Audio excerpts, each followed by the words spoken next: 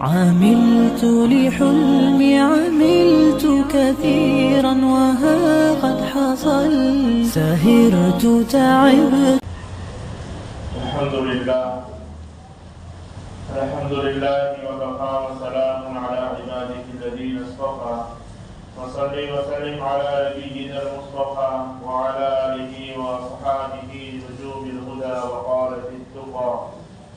أما بعد فأعوذ بالله من الشيطان الرجيم. بسم الله الرحمن الرحيم. إن الصلاة كانت على المؤمنين كتابا موقوتا. وقال تعالى في موضع آخر وما خلقت الجن والإنس إلا ليعبدون. وقال النبي صلى الله عليه وسلم جعلت قرة عيني في الصلاة أو كما قال صلى الله عليه وسلم. بزرگان محترم، معزز بھائیوں، دوستو، عزیزو، اب تعالیٰ شانہ نے بہت ساری مخلوقات کو اس دنیا کے اندر پیدا فرمایا ہے. ایک قول کے مطابق 18,000 مخلوقات کو اس دنیا کے اندر اللہ نے پیدا فرمایا، لیکن ان تمام مخلوقات میں سب سے افضل اور اشرف اگر کوئی مخلوق ہے تو وہ انسان ہے، اور تمام احکام کا مکلف بھی اللہ تعالیٰ نے انسانوں اور جناتوں کو بنایا. اور دنیا کے اندر انسانوں کو پیدا کرنے کے بعد اللہ تعالیٰ نے قرآن کریم کے اندر فرمایا کہ میں نے انسانوں اور جناتوں کو دنیا میں کیوں پیدا فرمایا. ایک جگہ قرآن کریم کے اندر اللہ یہ کہہ رہا ہے فَحَسِبْتُمْ أَنَّمَا خَلَقْنَاكُمْ عَبَثًا، کہ تم یہ مت گمان کرنا کہ میں نے تم کو بیکار پیدا فرمایا. جب دنیا کا کوئی چھوٹا موٹا کام جب کوئی بیکار نہیں کرتے، اس کے پیچھے ہمارا کوئی ریزن ہوتا ہے، کوئی مقصد ہوتا ہے کوئی بھی کام کرنے کا. تو اللہ تعالیٰ نے بھی ہمیں اس دنیا کے اندر پیدا فرمایا، اس دنیا کو بنایا، اس زمین کو بنایا، آسمان کو بنایا، چاند و سورج کو بنایا. جتنی بھی نعمتیں اللہ تعالیٰ نے دنیا کے اندر پیدا فرمائی ہے، اللہ نے بیکار پیدا نہیں فرمایا، بلکہ اللہ کا بھی مقصد ہے. قرآن کریم کے اندر اللہ کہہ رہا ہے وَمَا خَلَقْتُ الْجِنَّ وَالْإِنسَ إِلَّا لِيَعْبُدُونَ، میں نے تم کو کیوں پیدا فرمایا؟ اللہ تعالیٰ نے ہم کو اس لیے پیدا فرمایا ہے کہ ہم دنیا کے اندر آنے کے بعد اللہ کی عبادت کرنے والے بنے، اپنے رب کو پہچاننے والے بنے کہ جو پورے کائنات کا جو نظام ہے وہ ایسے ہی نہیں چل رہا. یہ جو سورج غروب ہو رہا ہے، سورج نکل رہا ہے، دن ہو رہا ہے، رات ہو رہی ہے، اس کو چلانے والا ایک اللہ کی ذات ہے. اس کو پہچاننے کے لیے اللہ تعالیٰ نے ہمیں دنیا کے اندر پیدا فرمایا. لیکن عبادت انسان کیسے کرے گا، اللہ کو کیسے پہچانے گا، عبادت کا طریقہ کیا ہوگا، اسی بات کو سمجھانے کے لیے اللہ تبارک و تعالی نے ایک انبیاء کرام علیہ السلام کا سلسلہ شروع فرمایا. حضرت آدم علیہ السلام سے اللہ تعالی نے انبیاء کرام علیہ السلام کا سلسلہ شروع فرمایا. کتنے انبیاء کرام علیہ السلام دنیا میں تشریف لائے؟ ایک قول کے مطابق 1.25 انبیاء کرام علیہ السلام کو اللہ تعالیٰ نے دنیا کے اندر بھیجا، اور ہر نبی نے دنیا میں آنے کے بعد اپنی قوم کو، اپنی امتوں کو وہ باتیں بتلائی، وہ کام بتلائے جو کام کرنے کے تھے، اور ان باتوں سے روکا اور ان چیزوں سے روکا جو کام کرنے کے نہیں تھے. جس سے رب راضی ہو جاتا ہے وہ کام کرنے کے حکم دیے، اور جس سے اللہ ناراض ہو جاتے ہیں، جس سے ہمارا پروردگار ناراض ہو جاتا ہے، روٹھ جاتا ہے، وہ کام کرنے سے ہر نبی نے اپنی امت کو روکا. سوالات انبیاء کرام علیہ السلام دنیا میں تشریف لائے، لیکن قرآن کریم کے اندر 25 انبیاء کرام علیہ السلام کے نام ہیں. اور ان کے واقعات کو اللہ تعالیٰ نے نقل فرمایا ہے۔ تو یوسف کے اندر اللہ تبارک و تعالیٰ فرما رہے ہیں لقد کان فی قصصہم عبرۃ لأولی الالباب، کہ انبیاء کرام علیہ السلام کے جو واقعات قرآن کریم کے اندر ہے یہ صرف پڑھنے کے لیے نہیں ہے بلکہ عقل مندوں کے لیے ان کی عبرت ہے۔ عقل مند انسان تو وہ ہے جو قرآن کریم کو پڑھے اور اس کو سمجھے اور اس سے عبرت حاصل کرے۔ لیکن میرے بھائیو ہم اجمی ہیں، ہمیں عربی نہیں آتا، قرآن کریم کے الفاظ کا وزن کیا ہے ہم نہیں سمجھ سکتے۔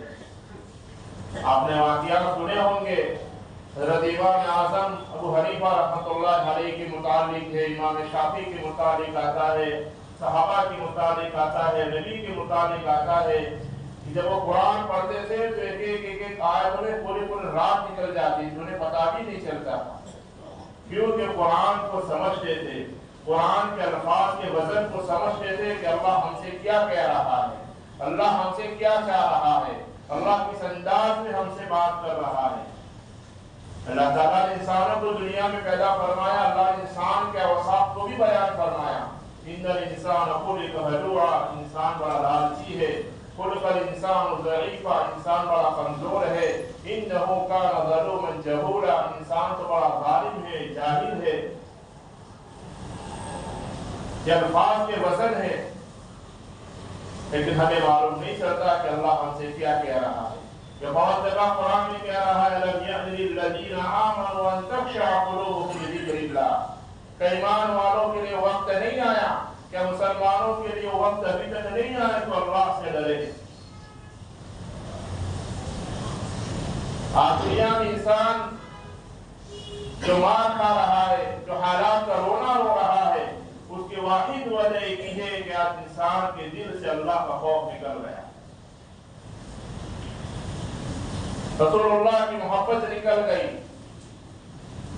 رسول کا طریقہ ہم سے ہٹ گیا، اور حالات کا رونا روتے ہیں۔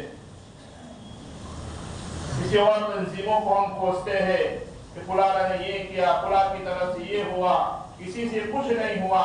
مسلمان کے اعمال بگڑے تو اللہ تعالیٰ نے ایسے لوگوں کو ہم پر مسلط کر دیا۔ یاد رکھو جیسے ہمارے اعمال ہوں گے ویسے اللہ فیصلے کرے گا، جیسے اعمال اوپر جائیں گے اللہ وہاں سے فیصلے اتارے گا۔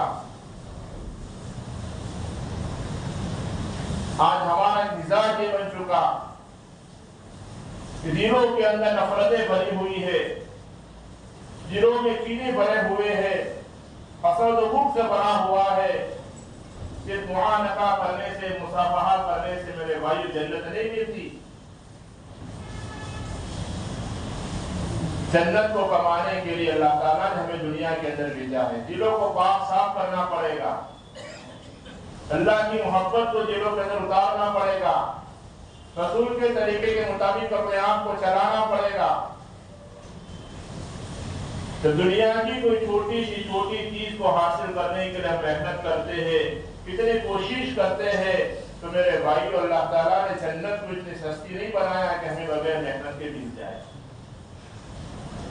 تو بہرحال میں یہ کہہ رہا تھا کہ اللہ تعالیٰ نے عبادت کے لیے ہم سب کو دنیا کے اندر پیدا فرمایا ہے، اور عبادت میں سب سے بڑی جو عبادت ہے وہ نماز ہے۔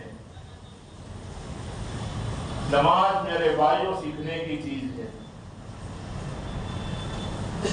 ہم ہر کوئی کام بغیر سیکھے نہیں کرتے، تو نماز تو وہ چیز ہے جس کے اوپر اللہ تبارک و تعالیٰ نے کامیابی کے وعدے رکھے ہیں، کہ ہمارے لیے قبر میں نور ہوگی، کاروباروں میں برکت ہوگی، جنت میں لے جائے گی، نبی کے لیے آنکھوں کی ٹھنڈک ہے۔ لیکن آج ہم نے نماز کو سیکھا نہیں۔ انسان 40 سال کا ہو گیا، 50 سال کا ہو گیا، اس کے اوپر پہنچ گیا، لیکن جب اس کی قرات سنی جائے، اس کے رکوع کی تصویر سنی جائے، اس کا رکوع دیکھا جائے تو صحیح نہیں ہے، زندگی پر ایسی ہی نماز پڑھ رہا ہے۔ نماز میں کیسے کھڑے رہنا ہے، نماز میں کیا پڑھنا ہے، نماز میں ہاتھ کہاں باندھنے ہیں، کچھ معلوم نہیں ہے، اور اسی رفتار سے نماز پڑھ رہے ہیں۔ ایک دو مسائل ہے نماز کے جو موٹے موٹے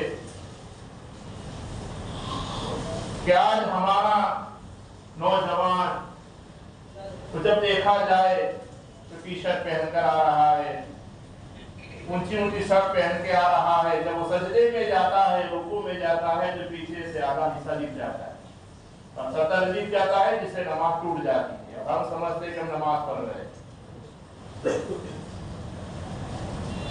آدھی آستین والی بوئے سے نماز پڑھنا، ایسے ٹی شرٹ سے نماز پڑھنا، یہ بھی مکروہ ہے۔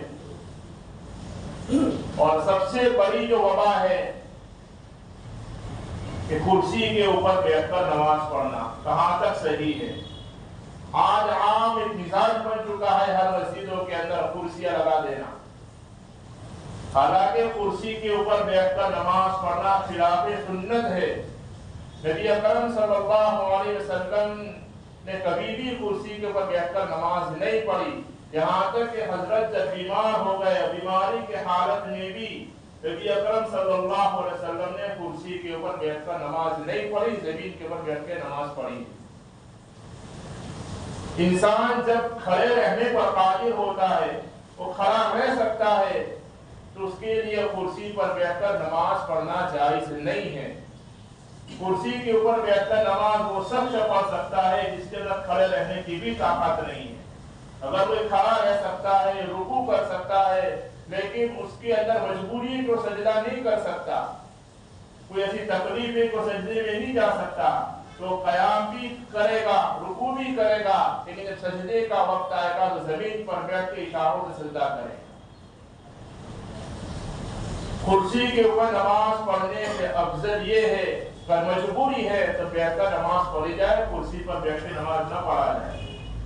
آج میرے بھائیو حال یہ ہو چکا امت کا، کئی لوگوں کا حال یہ ہو چکا، معمولی بہانے پر کرسی پر بیٹھ کے نماز پڑھ لے، نہ سجدہ ٹھکانا ہے، نہ رکوع کا ٹھکانا ہے، کچھ بھی نہیں۔ تو نماز کے میرے بھائیو بہت سارے مسائل ہے، نماز سیکھنے کی ضرورت ہے، یہ سیکھنے کی چیز ہے۔ کیونکہ نبی علیہ السلام دنیا سے رخصت ہو رہے تھے تو آپ صلی اللہ علیہ وسلم کے زبان پر یہ الفاظ تھے، الصلاۃ الصلاۃ، اے میری امت تم کبھی نماز مت چھوڑنا۔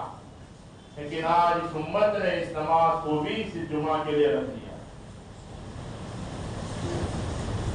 ایک جگہ نبی علیہ السلام فرماتے جعلت قرۃ عینی فی الصلاۃ، کہ میری آنکھوں کی ٹھنڈک نماز میں ہے۔ جب ہماری نماز میرے بھائیو صحیح ہو جائے گی تو اللہ تبارک و تعالیٰ سارے مسائل کو آسان کر دے گا۔ کہ صحابہ کرام کی زندگی ہم دیکھیں، ان کی سیرت کو ہم پڑھیں، ان کے واقعات کو ہم پڑھیں، جہاں انہیں کوئی تکلیف آتی تھی، کوئی مصیبت آتی تھی، کوئی پریشانی آتی تھی، مصلی بچھاتے تھے، 2 رکعت پڑھتے تھے، اللہ سارے مسائل کو ختم کر دیتا تھا۔ وہی اللہ آج ہے، وہی زمین ہے، وہی آسمان ہے، وہی قرآن ہے، وہی شریعت ہے، لیکن آج ہم سے مسائل کیوں حل نہیں ہو رہے؟ کیونکہ آج ہمارے دلوں کے اندر دنیا کی محبت بس گئی ہے۔ انسان نماز کے اندر بھی دنیا سوچتا ہے، اور نماز کی سب سے پہلی سیڑھی، نماز کی سب سے پہلی سیڑھی کیا ہے؟ وضو ہے۔ جب ہمارا وضو صحیح ہوگا تو ہماری نماز صحیح ہوگی۔ اور وضو کے درمیان دنیا کی باتیں کرنا مکروہ ہے۔ یہاں تک کہ انسان جب وضو کر رہا ہو اور دوسرا کوئی سلام کرے تو سلام کا جواب دینا جائز ہے، واجب نہیں ہے، ضروری نہیں ہے کہ اس کا جواب بھی دیا جائے۔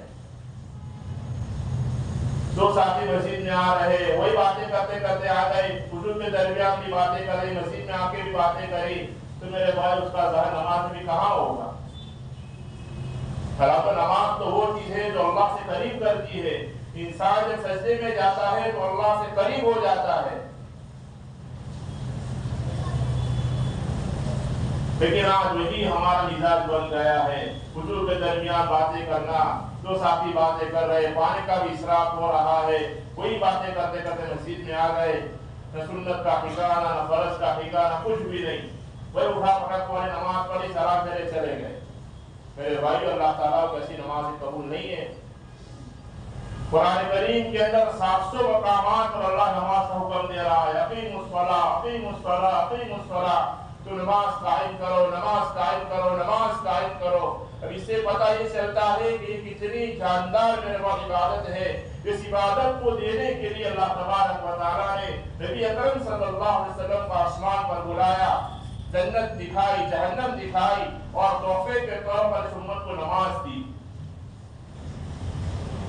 نماز کا تحفہ لے کر جب حضرت نبی علیہ السلام جب تشریف لائے، صحابہ اتنے خوش ہو گئے اور کہنے لگے کہ اب تو ہمیں اللہ سے بات کرنے کا موقع مل گیا۔ لیکن آج ہم نے سمجھا ہی نہیں کہ نماز کیا ہے، کہ دلوں کو اندر نور پیدا کرتی ہے، کہ قبروں میں نور پیدا کرتی ہے، کہ کاروباروں میں ترقیاں لاتی ہے، کہ گھروں کے جبر و فتن فسادوں کو ختم کرتی ہے۔ لیکن کب؟ جب نماز ہو، جب نماز میں دل اللہ سے لگا ہوا ہو۔ انسان جب نماز پڑھے تو سوچے کہ میں اللہ کے سامنے کھڑا ہوں اور یہ میری زندگی کی سب سے آخری نماز ہے۔ جب ہم نماز پڑھیں گے جب انسان یہ سوچے گا کہ میں اللہ کے سامنے کھڑا ہوں اور یہ میری زندگی کی آخری نماز ہے، تو میرے بھائی اس کا دل نماز میں لگے گا، دل کے اندر محبتیں آئے گی اللہ کی، دل منور ہوگا، نورانیت آئے گی دلوں کے اندر۔ نماز تو وہ جاندار چیز ہے میرے بھائیوں کہ جب انسان گناہوں کے اندر لطپت ہوتا ہے اور اس کے اندر جو بری عادتیں ہوتی ہے، نماز تو وہ چیز ہے کہ نماز انسان کو بری عادتوں سے بھی روک دیتی ہے۔ لیکن اس کے لیے میرے بھائی سیکھنا پڑے گا، اس کے مسائل کو سیکھنا پڑے گا۔ اٹھا پٹک والی نماز نہیں۔ ہم اگر اللہ کی عبادت نہیں کریں گے تو اللہ کی ہمارے سجدوں کا اللہ محتاج نہیں ہے، ہم اللہ کے محتاج ہے، اللہ ہماری عبادتوں کا محتاج نہیں ہے۔ ہم ہر موڑ پر، ہر لمحے پر اللہ کے محتاج ہیں میرے بھائیوں۔ ہمیں محتاج بن کر زندگی گزارنی ہے۔ غیر محتاج بن کے زندگی گزاریں گے، اللہ کو سامنے رکھ کر زندگی گزاریں گے، رسول اللہ کے طریقے پر اپنے آپ کو چلائیں گے، تو میرے بھائیو اللہ ہماری دنیا کو بھی بنائے گا اور اس کے بعد جو لامحدود جو زندگی آنے والی ہے اس زندگی کے اندر بھی اللہ تبارک و تعالیٰ ہمیں کامیاب کرے گا۔ اللہ مجھے بھی آپ کو بھی عمل کرنے کی توفیق عطا فرمائے۔ وآخر دعوانا الحمدللہ رب العالمین۔ عملت لحلمي عملت كثيرا وها